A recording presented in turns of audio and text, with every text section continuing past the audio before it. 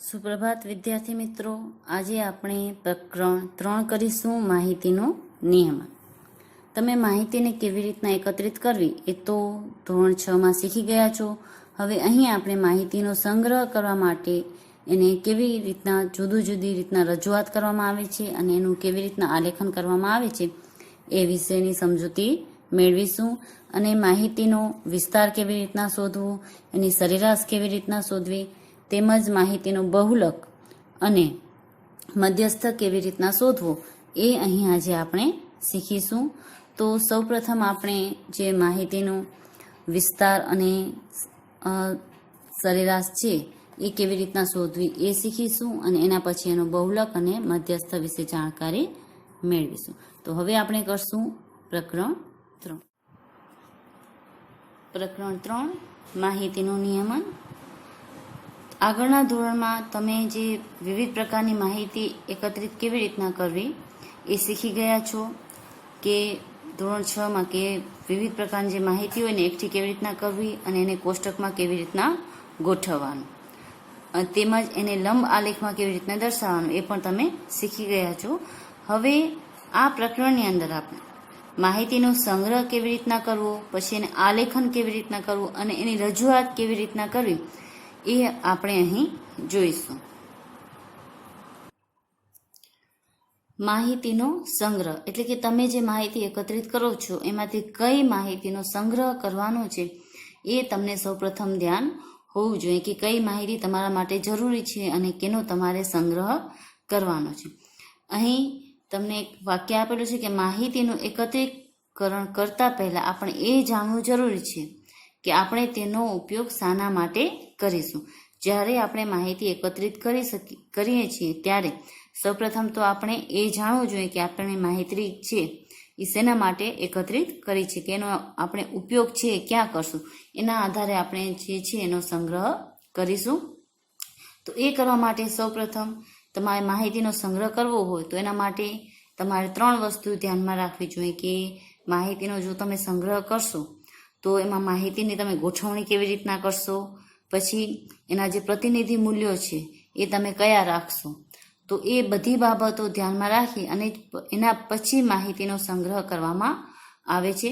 તો સૌપ્રથમ આપણે જોશું અહીં માહિતીની ગોઠવણી કે માહિતીની જે ગોઠવણી છે એ તમે કઈ રીતના કરશો તો તમને જે માહિતી તમે જેના માટે મેળવી છે એ જાણવા માટે સરળતા રહે.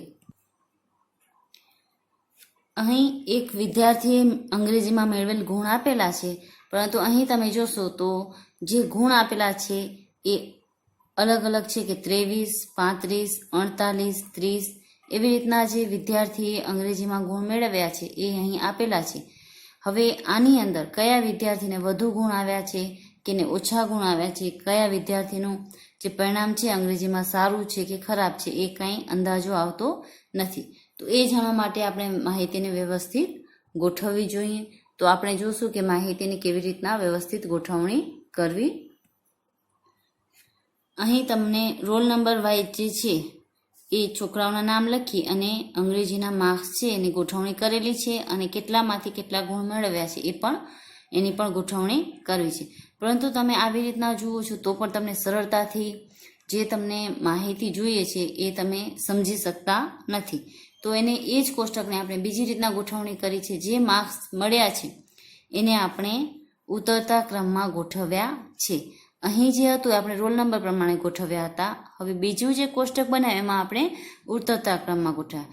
હવે તમે જ્યારે ઉતરતા ક્રમમાં માર્ક્સને ગોઠવો છો તો તમારે જે માહિતી એકત્રિત કરી એનું જે પરિણામ જાણવું હતું એ તમે સરળતાથી જાણી શકશો.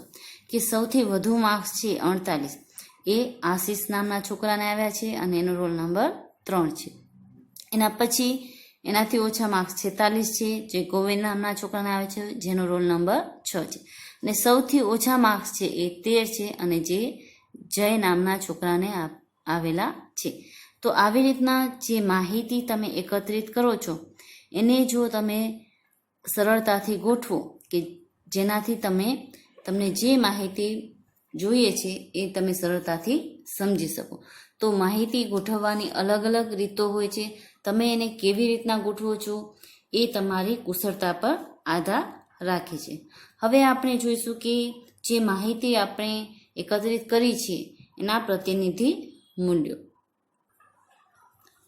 માહિતીના વિવિધ પ્રતિનિધિ મૂલ્યો જે છે એ આ પ્રમાણે છે. એક છે સરાસરી, બીજું છે વિસ્તાર, ત્રીજું છે બહુલક અને ચોથું છે મધ્યસ્થ.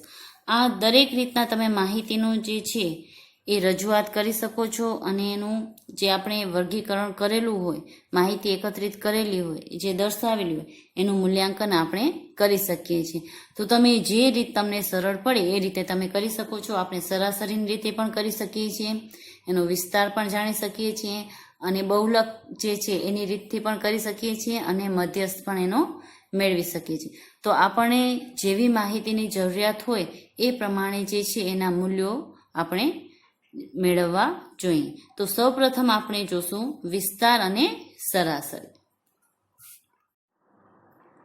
માહિતીનો વિસ્તાર અને સરેરાશ સમજવા માટે આપણે સૌપ્રથમ ઉદાહરણ 3 છે એની સમજૂતી મેળવીશું અને એને અનુસંધાને પછી જેના પ્રશ્નો આપેલા છે એનો ઉકેલ મેળવીશું. તો ઉદાહરણ 3 આપણું છે કે એક શાળાના 10 શિક્ષકોની વર્ષમાં ઉંમર નીચે મુજબ છે.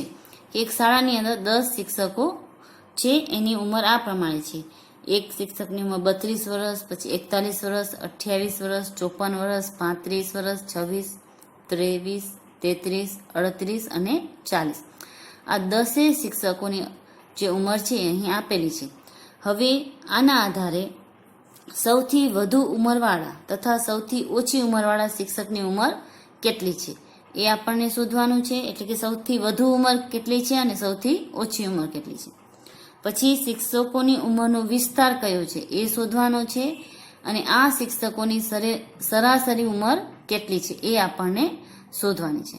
તો સૌથી પ્રથમ તો જે આપણને આ ઉંમર આપેલી છે એને આપણે ચડતા ક્રમમાં ગોઠવવાની છે.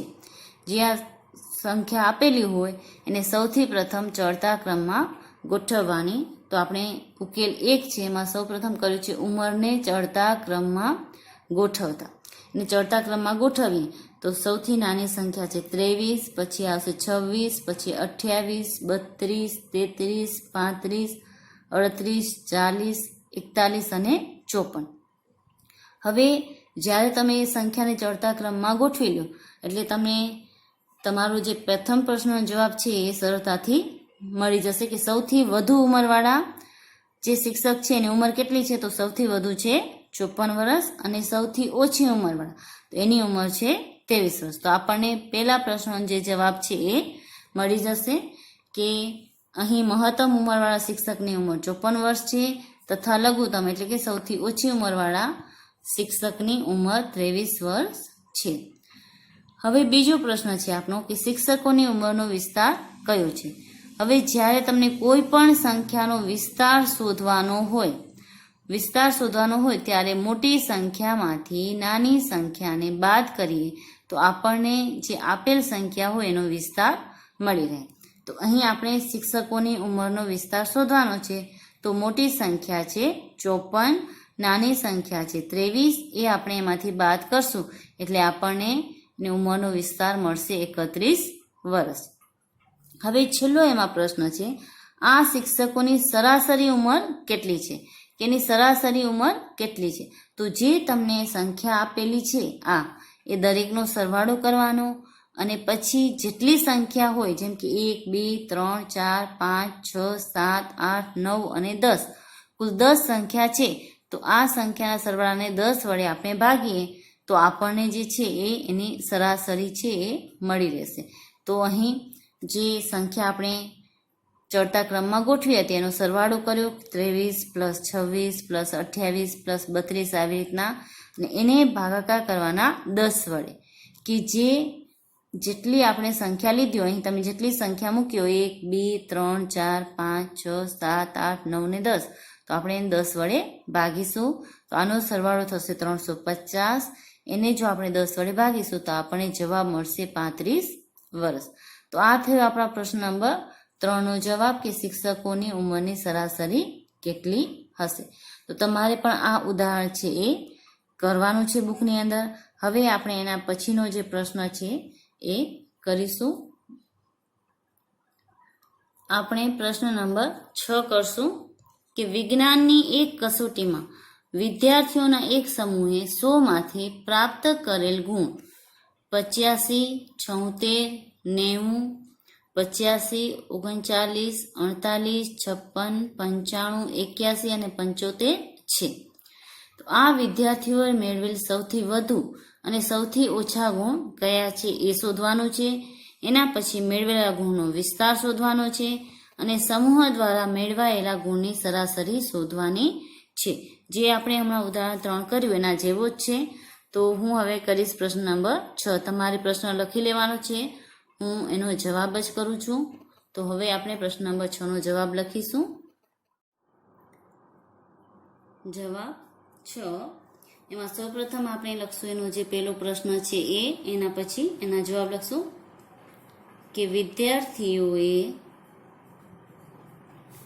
મેળવેલ સૌથી વધુ અને સૌથી ઓછા ગુણ કેટલા હશે આપણને અહીં શોધવાનું છે. તો હવે એનો આપણે જવાબ કરશું. જવાબની અંદર આપેલ ગુણને ચડતા ક્રમમાં ગોઠવતા જે સંખ્યા આપેલી છે એને આપણે સૌપ્રથમ ચડતા ક્રમમાં ગોઠવીશું. તો સૌથી પ્રથમ આવશે આપણા 39, પછી એના પછી આવશે 48,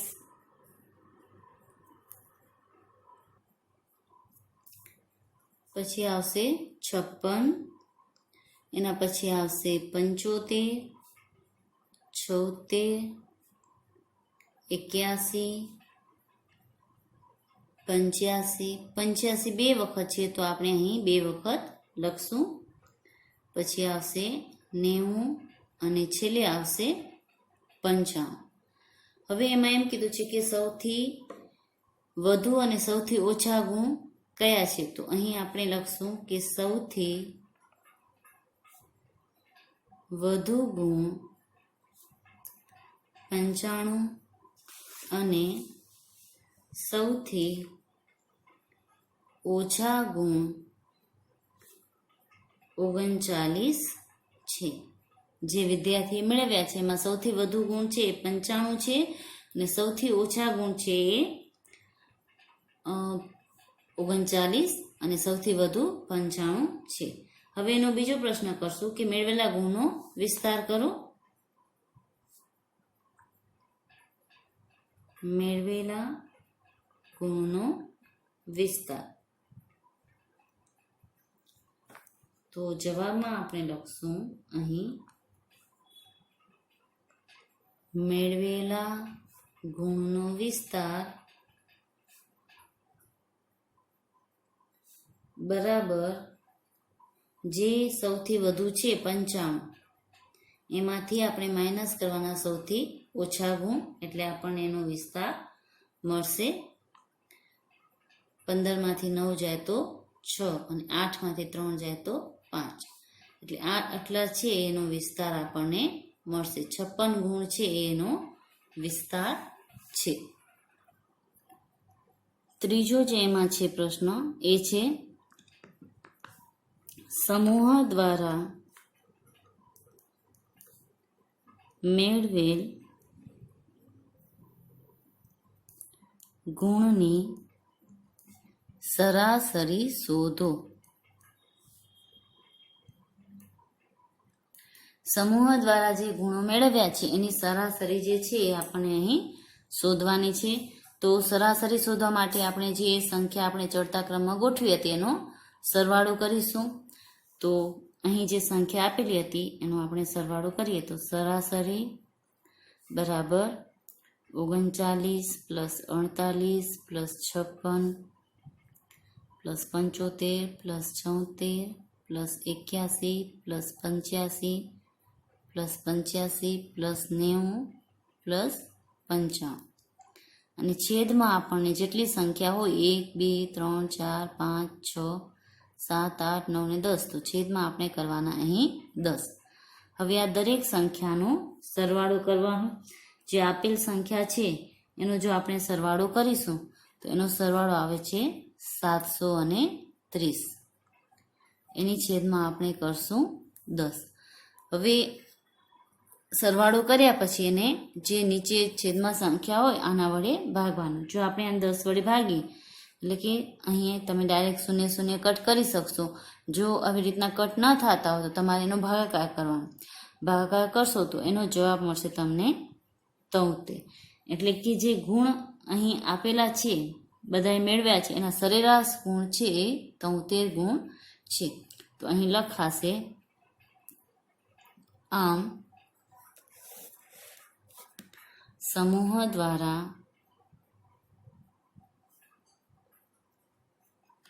મેળવેલ ગુણની સરાસરી 73 ગુણ છે. આ થયો આપણો પ્રશ્ન નંબર 6 નો જવાબ. હવે તમારે પ્રશ્ન નંબર જે 8 અને 9 છે એ ગૃહ કાર્યમાં કરવાનો છે. બાકીના જે પ્રશ્નો છે આ સ્વાધ્યાયના એ આપણે કરશું નહીં. હવે આપણે એના પછીનો જે છે એનો પોઈન્ટ જે માહિતીના પ્રતિનિધિ મૂલ્યો શોધવાનો છે બહુલક, એના વિશેના જે દાખલાઓ છે એ આપણે ગણીશું. બહુલક શોધતા પહેલા આપણે બહુલક એટલે શું એ સૌથી પ્રથમ સમજીશું. તો આપેલા અવલોકનોના સમૂહમાંથી સૌથી વધારે વખત આવનાર અવલોકનને તે સમૂહનો બહુલક કહેવાય. કે તમને જે અવલોકનો આપેલા હોય, જેમાં હમણાં આપણે 10 અવલોકનો આપેલા હતા, માહિતી એકત્રિત કરેલી હોય, એની અંદર જે સંખ્યા વારંવાર આવતી હોય અથવા તો વધારે વખત આવતી હોય એ સંખ્યાને જે સમૂહ આપેલો છે એનો બહુલક કહેવામાં આવેલ છે. ઉદાહરણ તરીકે જો આપણે અહીં સંખ્યા જોઈએ તો અહીં સંખ્યા આપણે 1, 2, 3, 4, 5, 6, 7, 8, 9, 10 સંખ્યા આપેલી છે. હવે આ સંખ્યાઓને જો આપણે એક સાથે ગોઠવીએ, એક બધા સાથે ગોઠવ્યા, પછી 2 બધા સાથે ગોઠવ્યા, 3 અને 4, આ દરેક સંખ્યાને સાથે ગોઠવીએ ને હવે જો આપણે આ સંખ્યાનું નિરીક્ષણ કરશું તો અહીં 2 છે એ સૌથી વધુ વખત આવે છે, 1 છે 3 વખત આવ્યો છે, 2 છે 4 વખત આવે છે, જ્યારે 4 છે 2 વખત આવે છે. તો સૌથી વધુ વખત જે સંખ્યા છે એ 2 આવેલી છે, એટલે આ સંખ્યાનો બહુલક છે એ 2 થશે. તો આવી રીતના જ્યારે તમને સંખ્યા આપેલી હોય ત્યારે આપેલ સંખ્યાને સાથે તમે લખી અને શોધી શકો છો કે કઈ સંખ્યા છે એ વધુ વખત આવેલી છે. અથવા તો જો તમે એવી રીતના એને ના કરો તો આવૃત્તિ ચિહ્ન વડે પણ તમે એને શોધીને લખી શકો છો. બહુલક શોધવા માટે આપણે ઉદાહરણ 5 છે એની સમજૂતી મેળવીશું. ઉદાહરણ 5 છે જે પાના નંબર 65 પર આપેલું છે. એમાં આપેલું છે કે નીચે ફૂટબોલની એક લીગમાં 2 ટીમના ગોલના તફાવતની માહિતી દર્શાવવામાં આવેલ છે. અહીં જે એને ગોલ કર્યા છે એ દર્શાવવામાં આવેલ છે. તો આ માહિતીનો બહુલક શોધો કે જે ટીમે ગોલ કર્યા છે એ અહીં દર્શાવેલા છે, તો એનો બહુલક કેટલો હશે. તો સૌ પ્રથમ અહીં જે ગોલ કરેલા છે એની સંખ્યા આપણે જોશું તો 1 છે, પછી 2 છે, 3 છે, 5 છે. તો નાનામાં નાની સંખ્યા છે 1 છે. એવી રીતના આપણે મોટામાં મોટી સંખ્યા અહીં જોવાની, જેમ આપણે ગોઠવતા ચડતા ક્રમમાં એવી રીતના. તો મોટામાં મોટી સંખ્યા છે અહીં 6 છે. તો આપણે એ ગોલનો તફાવત છે અહીં લખશું 1, 2, 3, આવી રીતના આપણે એને 6 સુધી લખી લેવાનું કે મોટામાં મોટી સંખ્યા 6 છે, નાનામાં નાની સંખ્યા છે 1 છે. તો સૌપ્રથમ આપણે એને એવી રીતના ગોઠવી લેશું 1 થી 6 સુધી. પછી અહીં કોષ્ટક બનાવીએ, એમાં આપણે લખવાનું આવૃત્તિ ચિહ્ન, કોષ્ટકની ત્રીજી લાઈનમાં લખવાનું મેચની સંખ્યા, કે કેટલી મેચમાં એને કેટલા છે ગોલ એ કર્યા હશે. હવે આપણે અહીં જે આ સંખ્યા લખ્યો ગોલનો તફાવતનો, એમાં જેટલી વખત ઉપર જે આપણે સંખ્યા આપેલ છે એમાં 1 આવે એટલી અહીં આવૃત્તિ ચિહ્ન બનાવવાના છે. તો તમારે સૌપ્રથમ જે તમને સંખ્યા આપેલી છે એનાથી 1 શોધવાના અને પછી એ પ્રમાણે નીચે જે છે આવૃત્તિ ચિહ્ન બનાવવાના. તો આપણે 1 ગણીએ તો 1, 2, 3, 4, 5, 6, 7, 8, 9 વખત છે. તો અહીં આપણે 9 આવૃત્તિ ચિહ્ન બનાવવાના. તો 4 આવૃત્તિ ચિહ્ન માટે આપણે ઊભી લાઈન દોરશું અને જેવું 5મું આવૃત્તિ ચિહ્ન આવશે એટલે એને આવી રીતના આપણે આડું દોરવાનું છે. એટલે એક જે સમૂહ છે એ 5 આવૃત્તિ ચિહ્ન બતાવશે. એના પછી જો વધારે હોય આવૃત્તિ ચિહ્ન તો વળી પાછા બીજા આપણે એની બાજુમાં દોરવાના. આવી રીતના આપણે 5-5ના સમૂહમાં જે છે એ આવૃત્તિ ચિહ્નો દોરવાના રહે છે. તો જેટલી સંખ્યા હોય, જેમ કે 2 છે તો 2 14 વખત છે તો એને આપણે આવી રીતના 14 આવૃત્તિ ચિહ્ન વડે બતાવશું. અને અહીં કેટલી વખત છે આપણે લખ્યું કે 1 છે 9 વખત છે તો અહીં 9 આપણે સંખ્યામાં લખશું. 14 વખત 2 છે તો અહીં 14 આપણે સંખ્યામાં લખીશું અને અહીં આવૃત્તિ ચિહ્ન વડે એને બતાવવાનું. હવે તમે જ્યારે આ કોષ્ટક તૈયાર કરી લેશો એટલે તમને આ કોષ્ટક જોતા જ અંદાજો આવી જશે કે કઈ સંખ્યા વધુ વખત છે. તો અહીં તમે જોશો તો સૌથી વધુ વખત 14 વખત 2 આવેલા છે. તો આ જે તમને ફૂટબોલની જે ટીમનો તફાવતની જે સંખ્યા શોધવાની હતી એનો બહુલક શોધવાનો હતો એ થશે આપણો 2. કેમ તફાવત છે એ 2 આવશે કેમ કે સૌથી વધુ વખત છે 2 અહીં આવે છે. તો આવી રીતના આપણે આપેલ સંખ્યાનો બહુલક શોધી શકીએ છીએ. એવી જ રીતના ઉદાહરણ 6 આપેલું છે તમને. ઉદાહરણ 6 ની અંદર સંખ્યા આપેલી છે નીચે. તો જે સંખ્યા આપેલી છે એમાં બહુલક કયો છે? તો અહીં 2 3 વખત આવેલા છે, 3 2 વખત છે, 4 1 વખત છે અને 5 પણ 3 વખત છે. તો આ સંખ્યાના તમને 2 બહુલક મળશે. 2 અને 5 એ બંને 3 વખત આવે છે એટલે એ બંને છે એ માહિતીના બહુલક થશે. એવું નથી કે માત્ર 2 જ થશે અથવા તો 5 જ થશે. બંને 3 વખત આવે છે તેથી 2 પણ એનો બહુલક થશે અને 5 પણ એનો બહુલક થશે. હવે આપણે સમજીશું મધ્યસ્થ એટલે શું. તો તમને જે માહિતી આપેલી હોય એને તમારે ચડતા ક્રમમાં ગોઠવવાની અને ચડતા ક્રમમાં ગોઠવ્યા પછી એ માહિતીની મધ્યમાં જે સંખ્યા આવતી હોય એટલે કે વચ્ચોવચ્ચ જે સંખ્યા આવતી હોય એ તમારો મધ્યક થાય. જેવી રીતના કે અહીં આપણને નંબર આપેલા છે તો આ નંબર છે એને સૌપ્રથમ આપણે ચડતા ક્રમમાં ગોઠવીએ. ચડતા ક્રમમાં ગોઠવ્યા પછી એનામાં જે વચ્ચેનો નંબર આવે એ આપણો મધ્યસ્થ કહેવાય. અહીં આપણે આપેલ જે નંબર છે એને ચડતા ક્રમમાં ગોઠવ્યા છે કે સૌથી પ્રથમ 101, 102, 106 આવી રીતના આ નંબર ગોઠવી લીધા. પછી સૌથી મધ્યમાં એટલે કે વચ્ચે કયો નંબર આવે છે, એક સંખ્યા આ બાજુથી કટ કરવાની, એક સંખ્યા આ બાજુથી કટ કરવાની, એવી રીતના આપણે જતા જઈએ તો સૌથી વચ્ચે જે સંખ્યા આવતી હોય એને મધ્યસ્થ કહેવામાં આવે છે.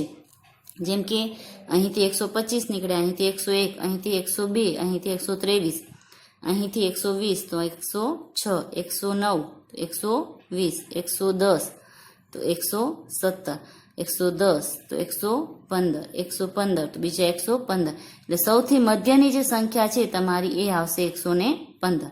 અહીં જો તમે આ સંખ્યા ગણશો તો 1 2 3 4 5 6 7 8 9 10 11 12 13 14 15 16 ને 17 છે. 17 સંખ્યા છે તો 8 સંખ્યા આ બાજુ નીકળી જશે, 8 સંખ્યા આ બાજુ નીકળી જશે. વચ્ચેની જે 9મી સંખ્યા હશે એ તમારો મધ્યસ્થ થશે. તો મધ્યસ્થ એટલે કે વચ્ચે આવેલી સંખ્યા. મધ્યસ્થ અને સરાસરી એ બંને એક સરખા હોઈ પણ શકે અને ન પણ હોઈ શકે.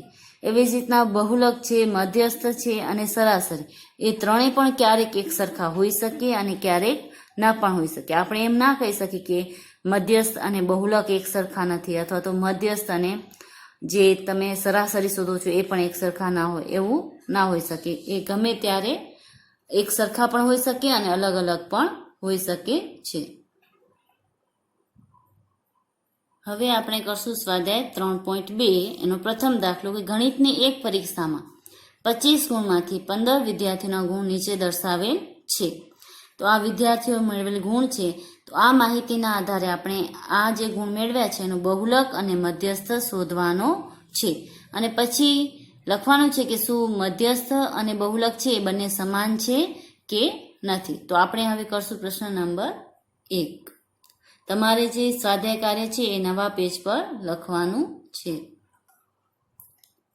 પ્રશ્ન તમારે લખી લેવાનો છે, હું એનો જવાબ લખીશ. તો જવાબમાં આપણે સૌપ્રથમ લખશું 15 વિદ્યાર્થીઓના જે ગુણ છે એ. 15 વિદ્યાર્થીઓએ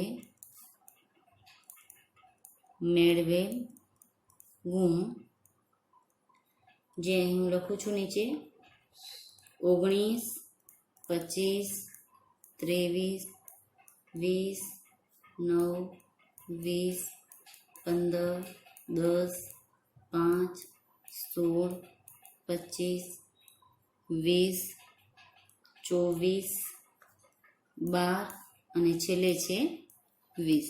આ જે ગુણ એને મેળવ્યા છે એને હવે હું ચડતા ક્રમમાં ગોઠવીશ. આપેલ ગુણને ચડતા ક્રમમાં ગોઠવતા. ચડતા ક્રમમાં ગોઠવશું તો સૌથી પ્રથમ જે છે એ આપણા આવશે આની અંદર. નાનામાં નાની સંખ્યા આપણી છે 5, પછી છે 9, પછી 10, 12, 15, 16, 19, પછી 20 જે છે એ 4 વખત આવેલા છે. 1, 2, 3 અને 4 વખત. તો આપણે 4 વખત લખશું 20, 3 અને 4 વખત. એના પછી આવેલા છે 23, 24 અને 25 છે એ 2 વખત આવેલા છે. તો આપણે 25 2 વખત લખીશું. એક અહીં છે અને એક અહીં આવેલા છે. તો આપણે આપેલ સંખ્યાને ગોઠવી લીધી. હવે આમાં જે વધુ વખત સંખ્યા આવે છે એ આપણો થશે બહુલક. તો અહીં 20 છે એ સૌથી વધુ વખત આવે છે. 1, 2, 3 અને 4 વખત. એટલે આપણો અહીં બહુલક થશે 20. તો અહીં લખશું કે અહીં 20 સૌથી વધુ વખત, એટલે 4 વખત આવે છે. તેથી આપેલ ગુણોનો બહુલક 20 ગુણ થશે. આ જે છે એનો બહુલક થશે. હવે આપણને એમાં સાથે શોધવાનું છે એનો મધ્યસ્થ. તો મધ્યસ્થ શોધવા માટે આપણે તો સૌપ્રથમ જે સંખ્યા છે એ આપણે ગણી, તો આપણે કહી દીધું છે કે 15 વિદ્યાર્થી છે. તો 15 વિદ્યાર્થી હોય તો 7 આ બાજુ કાઢી નાખીને 7 આ બાજુ કાઢી નાખી, તો વચ્ચેની જે સંખ્યા હશે એનો મધ્યસ્થ હશે. તો 1, 2, 3, 4, 5, 6 અને 7 અહીં કાઢી નાખ્યા. એટલે આ 20 છે એ અહીં આવ્યા. આ બાજુથી 7 સંખ્યા કાઢશું એટલે 1, 2, 3, 4, 5, 6 અને 7. એટલે આ જ 20 અહીં વધશે. જ્યારે એકી સંખ્યામાં તમને સંખ્યા આપેલી હશે ત્યારે જે છે એ તમારો મધ્યસ્થ છે એ જે વચ્ચેની સંખ્યા હશે એ જ હશે. તો અહીં જે 20 છે એ તમારો મધ્યસ્થ હશે. તો અહીં લખશું કે અહીં 20 ગુણ એ મધ્યસ્થ છે જે વચ્ચે વચ આવેલો છે. તો પછી આપણને પૂછ્યું છે કે આ બંને સમાન છે, શું બહુલક અને મધ્યસ્થ છે એ બંને સમાન જવાબ આવ્યો છે? તો હા, બંનેમાં એક જ સરખો જવાબ આપણને મળ્યો છે. તો આપણે લખશું કે હા, અહીં બહુલક અને મધ્યસ્થ બંને સંખ્યા 20 છે. તો આપણને જે જવાબ મળ્યો છે એ એક જ સરખો અહીં મળ્યો છે. હવે આપણે કરશું પ્રશ્ન નંબર 2. એક ક્રિકેટ મેચમાં 11 ખેલાડીઓ બનાવેલ રન નીચે પ્રમાણે છે. અહીં આપણને રન આપેલા છે.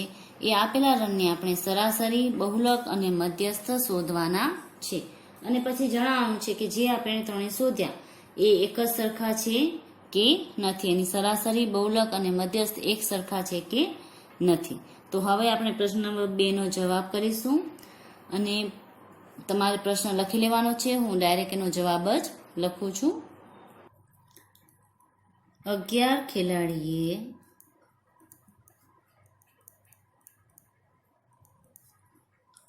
મેચમાં બનાવેલ રન જે નીચે આપેલા છે એ આપણે સૌપ્રથમ લખશું 6, 15, 120, 50, 100, 80, 10, 15, 8, 10 અને 15.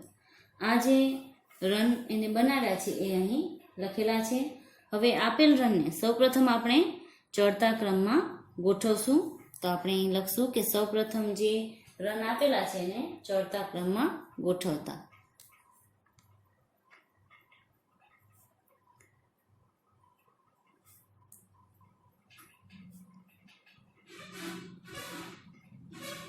ચડતા ક્રમમાં ગોઠવીએ તો સૌપ્રથમ આપણા આવશે 6, એના પછી આપણને મળશે 8, પછી 10, પછી આવશે બીજા 10, 10 બે વખત છે, એક આયરા ને આયરા, તો બંને આપણે લખશું 10.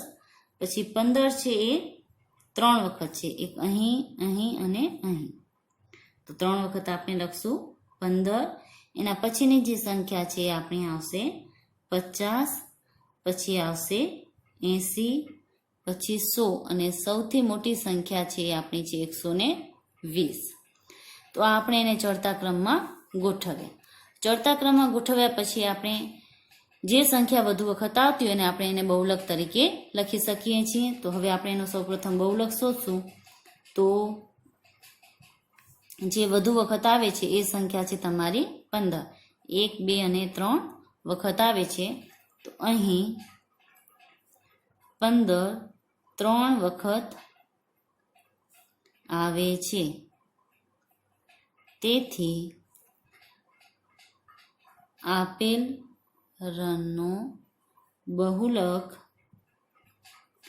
15 રન થશે.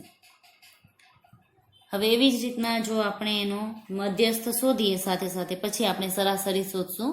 તો મધ્યસ્થ આપણે શોધીએ તો આપણી પાસે 11 ખેલાડી છે, તો 5 ખેલાડી આ બાજુ કાઢી નાખીએ અને 5 ખેલાડી આપણે આ બાજુ કાઢી નાખીએ. તો 1, 2, 3, 4 ને 5 નીકળી ગયા, તો વચ્ચે આવ્યા આ 15.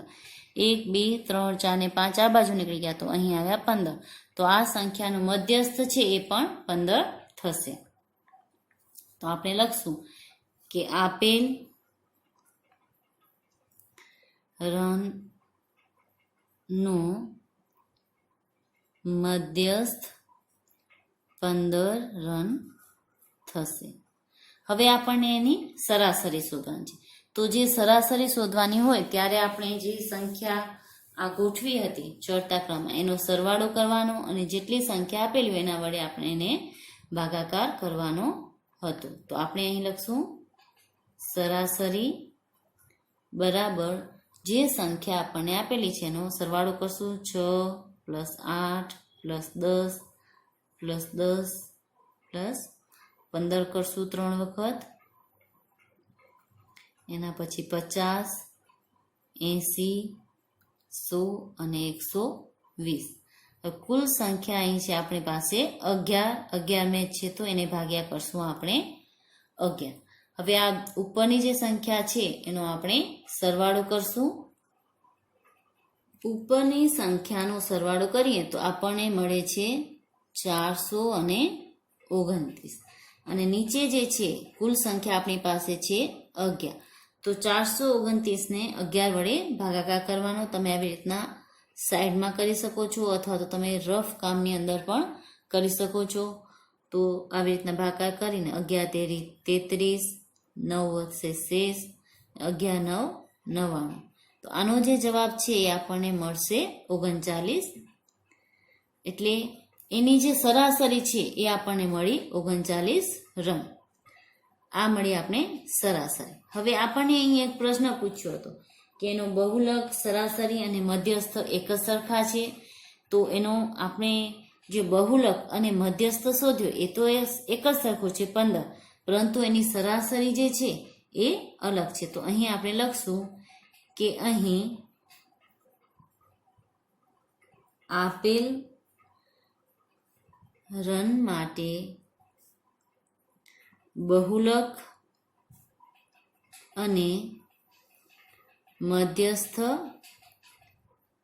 એક જ સરખો મળે છે, પરંતુ તેની સરાસરી અલગ મળે છે. એટલે જરૂરી નથી કે એક જ સરખું ત્રણેયનો જવાબ છે એ આપણને મળે. ક્યારેક આપણને એક સરખું પણ મળી શકે અને ક્યારેક જે છે એ બે એક સરખા હોઈ શકે અને ત્રીજો અલગ હોઈ શકે, ક્યારેક ત્રણ અલગ હોઈ શકે. એનો મધ્યસ્થ પણ અલગ હોઈ શકે, બહુલક પણ અલગ હોઈ શકે અને સરાસરી પણ અલગ હોઈ શકે. પ્રશ્ન નંબર 3 અને 4 તમારે ગૃહ કાર્યમાં કરવાના છે. હવે પ્રશ્ન નંબર 5 નો હું તમને ઉત્તર કરાવી દઉં છું. નીચેના વિધાનો સાચા છે કે ખોટા તે કહો. સૌથી પ્રથમ આપણે આપેલો છે કે બહુલક એ હંમેશા માહિતીમાંની સંખ્યા હોય છે, કે જે તમને બહુલક આપેલો એ માહિતીમાં આપેલો હોય એ જ સંખ્યા હોય છે. તો આપણે આગળ જોયું કે એ વાક્ય જે છે એ સાચું છે, કેમ કે બહુલક હંમેશા આપણને એ જ મળે છે જે માહિતીની અંદર હોય છે. એના પછીની જે છે સરાસરી એ માહિતીમાંની એક સંખ્યા હોય છે. તો આ વિધાન છે એ ખોટું છે, કેમ કે એ સંખ્યા હોતી નથી. હમણાં જ આપણે જે દાખલો કર્યો એમાં જે સંખ્યા હતી આપણે સરાસરી તરીકે મળી હતી એ સંખ્યાની અંદર આવેલી નથી, એટલે એ વિધાન આવશે ખોટું. એના પછી છે મધ્યસ્થ એ હંમેશા માહિતીમાંની જ એક સંખ્યા હોય છે. તો આ વિધાન સાચું છે કે હા, એ માહિતીમાંથી જ હોય છે. માહિતી 6, 4, 3, 8, 9, 12, 13, 9ની સરાસરી 9 છે. તો આ વિધાન છે એ ખોટું આવશે. તમે એની સરાસરી શોધીને કરી લેજો. તો અહીં જે આપણું આ પ્રકરણ સ્વાધ્યાય 3.2 છે એ હવે આપણે અહીં પૂરું કરીએ છીએ. બસ આજ માટે આપણે આટલું જ કરશું. હવે ગૃહ કાર્ય નોંધી લેશો. સ્વાધ્યાય 3.1 એનો પ્રશ્ન નંબર 8 અને 9 કરવાના છે. જ્યારે સ્વાધ્યાય 3.2 ના પ્રશ્ન નંબર 3 અને 4 જે છે એ તમારે ગૃહ કાર્યમાં કરવાના છે. હવે પછીના જે આગળના સ્વાધ્યાય કાર્ય છે એ આપણે પછીના વિડીયોઝમાં કરીશું. બસ આજ માટે આટલું જ. ઘરે રહો, સ્વસ્થ રહો. આપનો આજનો દિવસ શુભ રહે. આભાર.